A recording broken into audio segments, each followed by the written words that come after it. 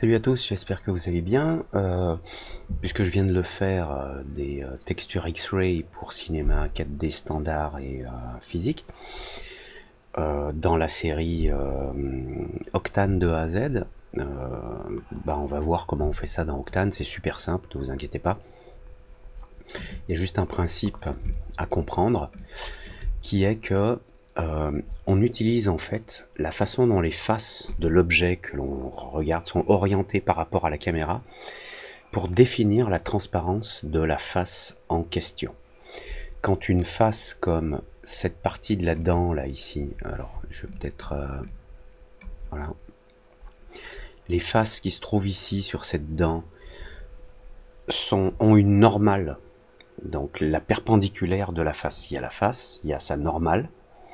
Donc si la face fait face à la caméra, la normale de la caméra ou le rayon de la caméra et la normale de la face coïncident. Ils sont parallèles. Pour des faces qui se trouvent plus au bord, là, ces faces étant orientées un petit peu dans un sens, leur normale s'éloigne de l'axe de vue de la caméra. Et si cette valeur s'éloigne, ça va nous permettre de lui donner une propriété concernant l'opacité. Et pour ça, on va utiliser le fall-off. Donc, les faces de l'objet, je le répète, les faces de cet objet qui font face à la caméra, je sais qu'elles font face. Si elles tournent de plus en plus, elles font de moins en moins face, je le sais, et je vais utiliser cette variation de paramètres qui va de 0 à 1 pour donner une opacité aux faces. Si la face est en face de la caméra, elle sera transparente. Si elle s'incline un peu, elle sera plus opaque. Et plus elle s'incline par rapport à la caméra, plus elle sera opaque. C'est le cas du bord ici de ma dent. On va repartir ici à 0. Alors je vais juste sauvegarder cette scène. Et je vais virer les matériaux. Voilà. Dans ma scène, j'ai ma dent. Et à l'intérieur, d'ailleurs je devrais le subdiviser, j'ai les roots. Voilà, là on voit les normales des faces. Les petits traits noirs indiquent la direction de la face. Et on va calculer l'angle entre la caméra qui regarde une face et la façon dont cette face est orientée par rapport à la caméra. Bon, je vais remettre juste ces roots dans un subdiviseur pour que ce soit plus joli. Voilà.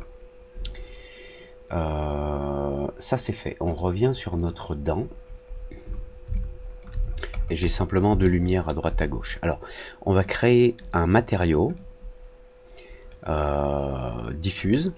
Je me vire de l'écran. Pour que le matériau apparaisse, il faut cliquer un coup ici. Voilà, il est là. Je l'affecte à ma dent. Je l'ouvre. Et je vais dans le node editor. C'est beaucoup plus pratique.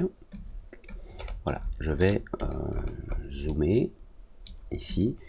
Et dans ce matériau donc, que j'ai affecté à ma dent, qui se trouve là, voilà,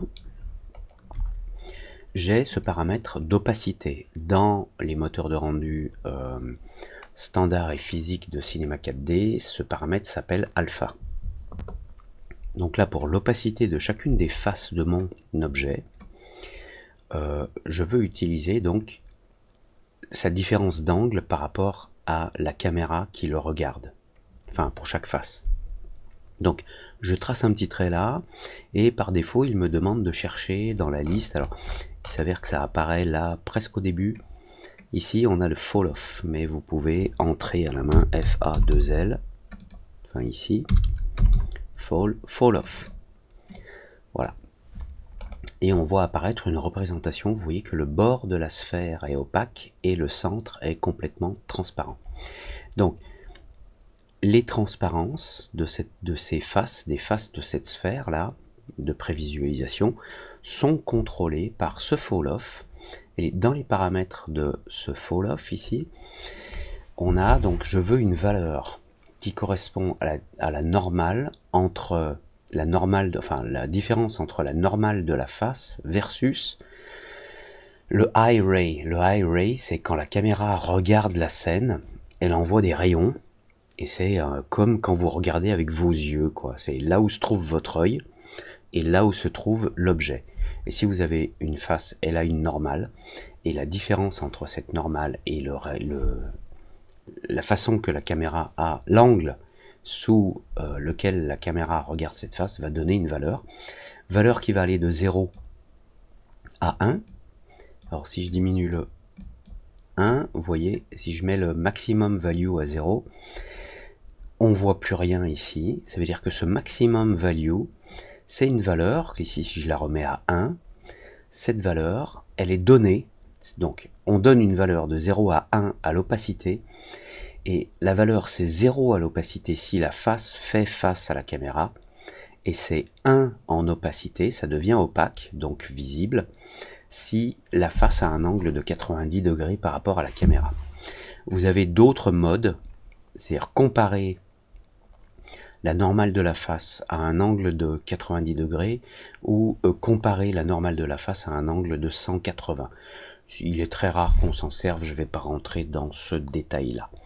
Ensuite, vous avez le skew factor, qui lui va être une espèce, enfin c'est la courbe, le dégradé qui va être utilisé pour aller d'une transparence globale enfin une opacité de 0 à une opacité de 1, d'une façon plus ou moins rapide ou plus ou moins faible.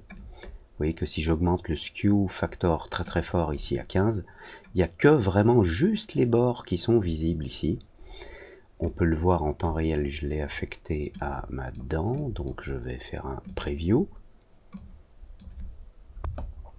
Voilà, et dans notre preview, on voit très bien que uniquement les faces là au bord qui sont qui font un angle avec leur normale de 90 degrés par rapport à la vue de la caméra ont une couleur. Alors, je vérifie simplement dans mes paramètres de moteur de rendu si j'ai activé le canal alpha. Non, donc je vais activer le canal alpha, et comme ça on peut mieux se rendre compte, vous voyez. Tout ce qui fait plus ou moins face à la caméra, c'est transparent, et dès que ça se rapproche de l'angle d'un angle de 90 degrés par rapport à l'axe de vue de la caméra, ça devient opaque. Et ça se contrôle avec ce skew factor. Si je diminue le skew factor, vous voyez que doucement, les faces qui font face à la caméra sont transparentes, et moins elles font face et plus elles sont opaques. Voilà, cette valeur est envoyée directement dans l'opacité. Le fall off direction ici n'est utilisé que si vous utilisez ces deux modes pour essayer de comparer la normale de la face par rapport à un vecteur de 90 degrés ou de 180 degrés. Vous le comparez par rapport à un angle de 90 ou de 100 degrés, ou de 180 par rapport à quel axe? L'axe X, Y ou Z. Donc là, le Y est à 1. On peut voir ce que ça donne. Hein. Voilà, bon. Y, ça donne une transparence en haut, là. Si je prends une transparence sur l'axe Z, ben, on n'en voit pas. Si je fais une comparaison sur 180 degrés, on commence à voir apparaître un truc, mais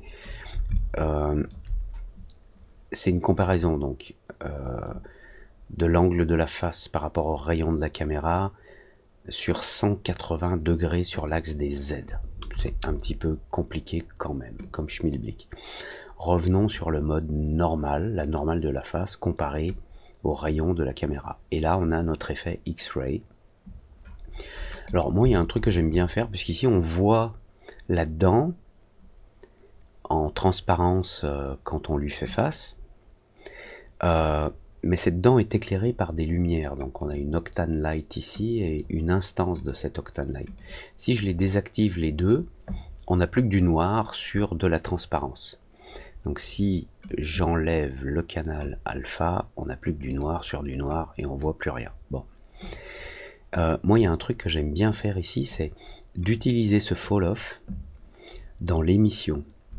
C'est-à-dire que même si je n'ai pas de lumière, ici dans Emission, je vais utiliser un black body. Alors là, il est de 100, je vais le mettre à 5 en puissance. Et ce black body, je vais le contrôler. C'est-à-dire que là, le problème entre guillemets, si je remets le canal alpha, ma dent émet de la lumière. On peut augmenter ici dans le black body son intensité. La dent émet de la lumière et elle a aussi une transparence.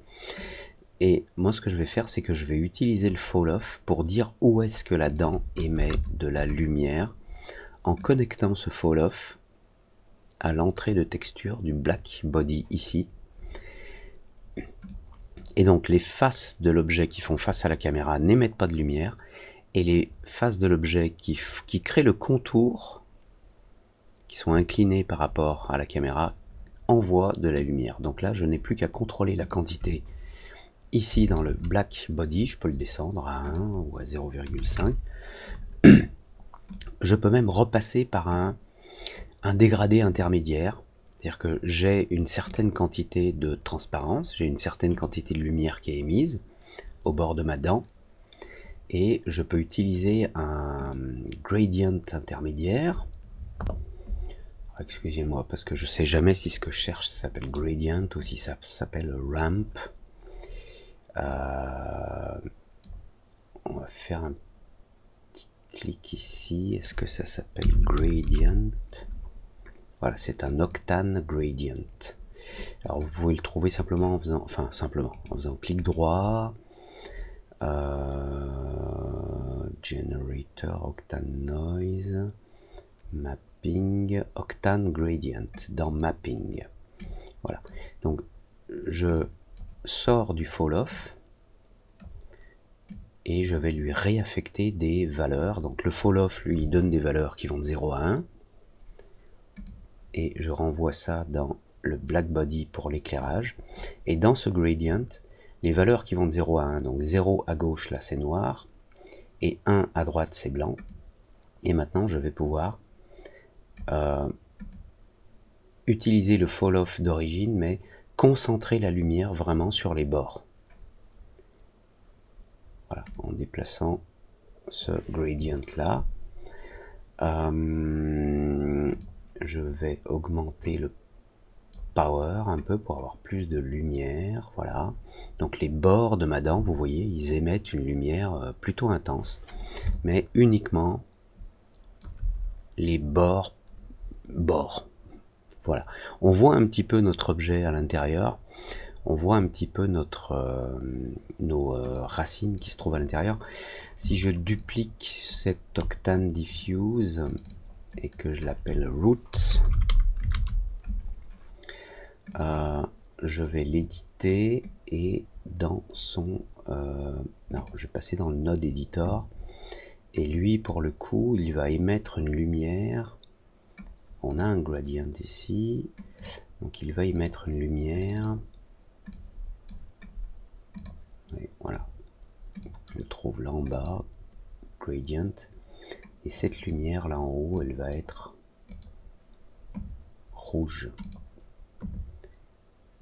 Et maintenant je l'affecte à mon objet roots. Vous voyez, il y a de la lumière rouge qui est émise depuis l'objet roots qui se trouve à l'intérieur.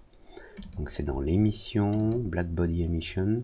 Je vais diminuer la puissance, je veux pas que ça éclaire trop. Voilà, et là vous avez cet effet doublement à la fois X-ray et cartoon un petit peu en même temps, que je trouve personnellement très joli. Voilà, ça colore un petit peu l'intérieur, et ce qui est assez sympa, c'est vraiment si vous mettez l'alpha, ben, vous voyez, on voit bien à travers la dent. Il y a des parties opaques qui émettent de la lumière et des parties transparentes qui n'en émettent pas. Voilà, c'était un petit effet de X-ray amélioré avec des émissions de lumière sur Octane. J'espère que ça vous a plu. Si vous en voulez encore, comme d'habitude, vous vous abonnez. Attendez, je vais mettre cette image ici parce qu'elle va me servir d'image de thumbnail pour la publication de ma vidéo. Si vous aimez, vous vous abonnez bien sûr. Si vous voulez la suite, un petit like si vous avez aimé, un j'aime pas si vous n'aimez pas, et si vous n'aimez pas, dites-moi pourquoi en commentaire, gentiment, je ne souhaite que m'améliorer. À bientôt les zéros, prenez soin de vous, on se retrouve très vite, ciao.